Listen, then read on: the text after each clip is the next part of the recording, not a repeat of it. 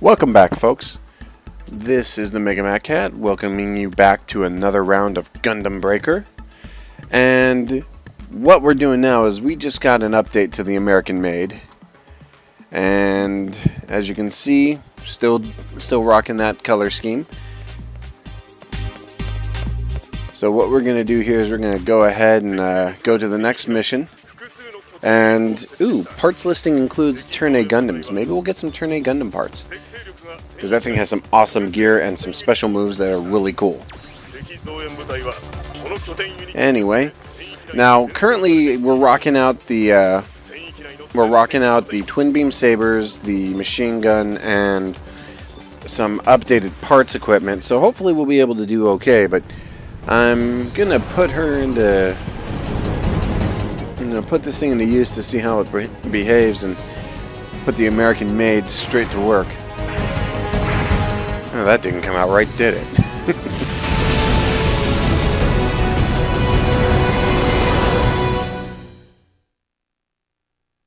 Anyway, so now we just wait for this bad boy to load up and give it a try here.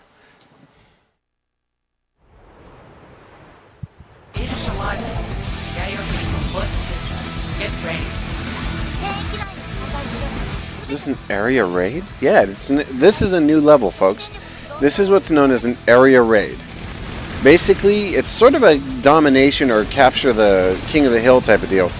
Basically, you go into these central areas where the enemy has, set up these little objects, these, beacons or whatever, and you just try to hold that position for as long as you can, and you have a preset amount of points that you can use. In order to win, you have to capture all the levels before you run completely out of points. Now, you lose points gradually because it's sort of a timed thing. I don't know the exact details, but you also lose points if you lose a unit. So there are, grenade in your face and bullets. So your entire objective here is to both stay alive and hold off your enemies and claim these positions for as long as you can until such a time as you get like the more permanent victory. And the enemies aren't stupid. They will try and strategize on how to keep you away from a certain target or a certain zone. So you have to try and think of it very carefully. Now, I'm also wielding this built-in beam saber for my unit, which actually allows me to get an extra slice in and do some juggling if I need to. Oh, these guys are the mine layers. There's a certain model of Zaku that I think we may have encountered it earlier that actually has the capability to lay mines. So you have to be careful when you're fighting them because they'll lay mines in your path and it will give you problems. Oh, see, now you cheap shotter. Yeah, you know what? Eat bullets. Bullets all up in your grill. And now you die. You die. That is what you get for messing with someone who packs this much firepower. I am superior. You will respect me. You know what? Now you die hardcore. I don't care what you say. You're gonna die so freaking hardcore right now. Yes. And now I'm gonna charge in. Oh crap! I didn't have enough juice. Yeah, you can actually boost on top of that if your boosters have enough power. That's the one thing about this game is that there's no battles that take place in like what appears to be zero gravity, so you don't have like any unlimited flight areas, which would be interesting, but I don't know how they'd control properly. And wail on him. Yeah, see, I like the machine guns, especially with that like super burst fire, because it recharges really fast. Plus, it can hit multiple targets and can pin down your enemies, just like that. So it's useful. And I recharge. And see, the moment you capture an area, the countdown stops. So I go collect my loot. Loot.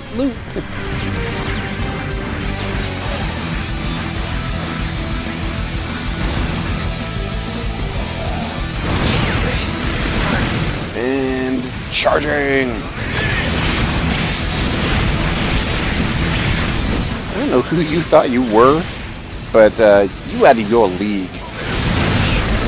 Oh, they got the missile launcher shoulders. There's a certain GM model that actually has a missile launcher built into its shoulder pads. I think we've encountered them before as well. Just didn't get a good chance to get them up close because of how frenetic this game can be. Excuse me. Nose. So we've conquered this area, which means that now I'm going to go ahead and run across the point C here. And looks like it's time for me to engage some bad guys and spray. Yeah, see, sometimes having that extra saber strike is great because it can create instant breathing room by knocking your enemy into the air and pushing them away, allowing you to like spray fire them or pin them down with additional weapons fire. In this level in particular, keeping distance and trying to set up, favorable battles is the best way to handle things, because otherwise they're just gonna, swarm you and try to kill you.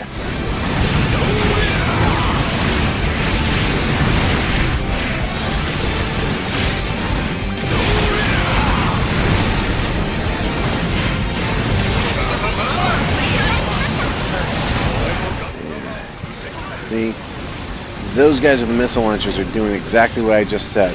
They're trying to pin me down and go berserk on me. Oh, and there we go. Get some distance and charge in to try and deal with these guys.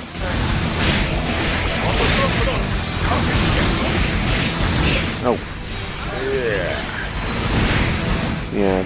These battles, more than anything, come down to being literally like wars of attrition, because you're just trying to keep their numbers thinned out as much as possible so that you can hold your ground against them when they come in. And with certain units, it's actually easier to accomplish than others. It's like, for some of them, it's easier to actually win if you're using a unit that has heavy long-range weaponry versus close-range combat, because you'll literally just be in there pounding away at them with everything you've got.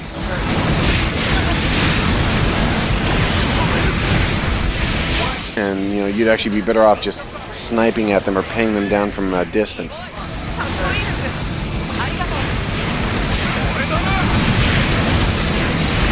Yeah, see?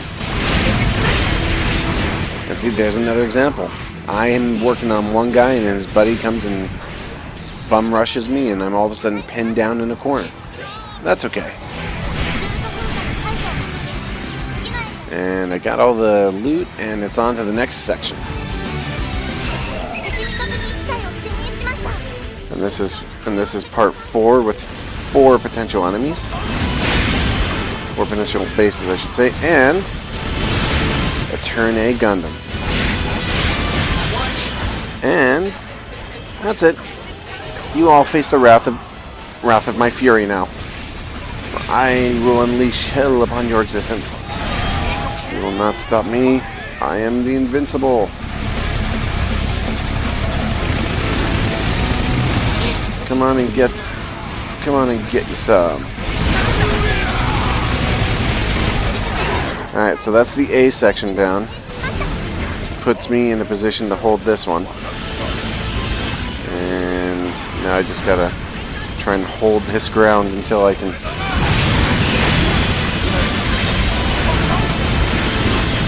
Alright, see, now here's where it becomes trouble. Because I am completely out of my super mode, and I gotta fight off both one of their amplified strike Gundams and an entire backup band of grunts. So yeah, this will be fun. Haha. Recharge.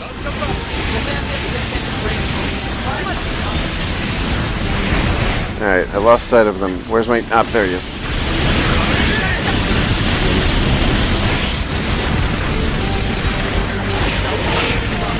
Alright, let's see now. Here's a great example.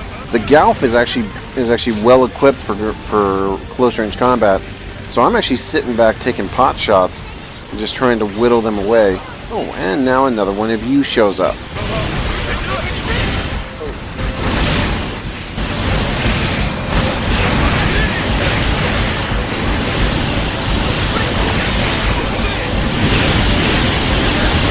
Now he has one of my favorite, well, what was one of my favorite backpacks, till I figured out how the launcher and some of the other equipment worked.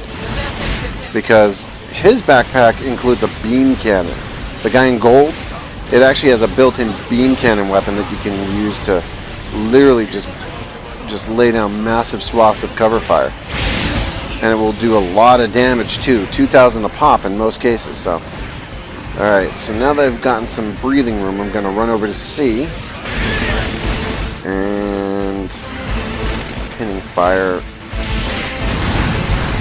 And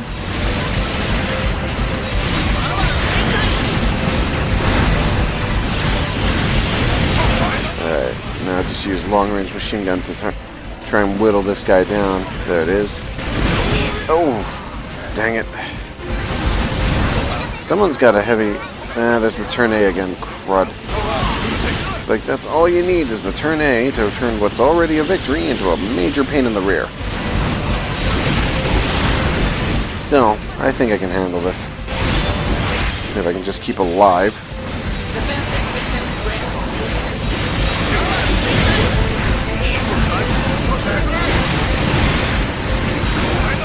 See, right now I'm just trying to keep them at a distance so that I can... You don't even have to directly fight them if you don't want to. I mean, you can win just by pinning them down and keeping them from getting you in a corner. If you can hold your position long enough, you can usually outlast them.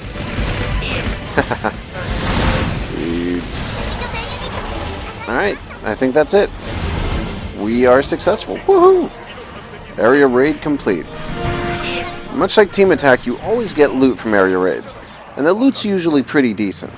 So usually if you're looking to loot grind, especially on some of the higher levels, if you've got a really good unit and a very high power set of gear, then yeah, usually it's best to go into the area raids or the Team Attacks. And just, go in there and just go through it, get your loot, go back in, get some more.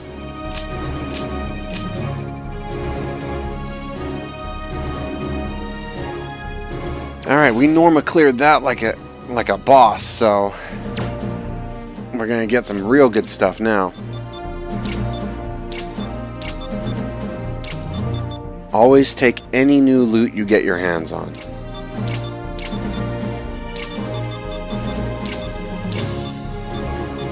Yeah. Couple of double-handeds, but I think I already know what those are. Yeah. A double sword might be good. The rest of this doesn't look like it's worth much. Oh, actually, yeah. Put the rest of it into the money pile. Alright, let's go back and see what we collected, and then what I'm going to do is there was a mission that I didn't Norma clear because it required a lot more points than I was getting on my own. So I'm going to go back in and see if I can actually, I'm going to put the, the heroic finish in there. See if I can't get my hands on that Norma clear while I'm out. Alright, is that a mobile battle frame unit? Yeah, green mobile battle frame. Funny thing is I sometimes use the mobile battle frame parts because they're, they'll give me better stats. Is that? Yes, it's the Zeta Gundam cannon. Perfect. Very nice, very nice. We'll maybe be using that here in a bit. Ooh, and we got one of the beam cannon backpacks. Very cool. Yeah, we got one of those double-edged swords again. I knew it. Recognize that G. Ooh, double beam saber upgrade? No, downgrade. Now here's the Turn A arms. And they're actually an upgrade, which we'll get, so...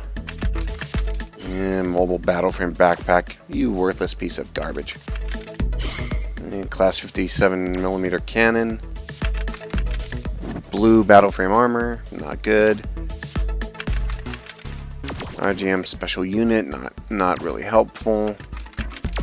Another double-handed weapon, and an upgraded shield from the looks of things.